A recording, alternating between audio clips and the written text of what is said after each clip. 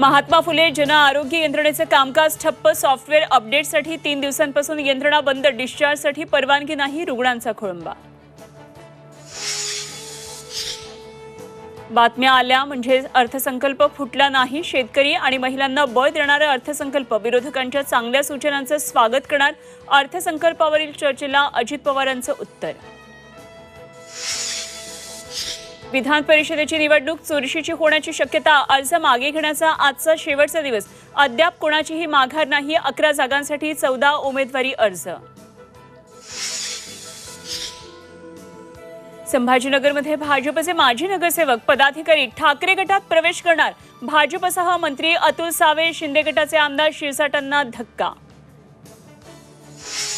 विधानसभा निवडणुकीबाबत जरांगे पाटलांचं मोठं विधान। 288 जागांवर पाडायचं की निवडून आणायचं। मराठा समाजाच्या बैठकीत निर्णय घेणार। झी 24 तासच्या एक्सक्लुझिव्ह मुलाखतीत जरांगेंची माहिती। आणि बॉडी बिल्डर तरुणांना घातक औषधं विकणाऱ्याला जिम व्यावसायिकाला पुण्यामध्ये बेड्या।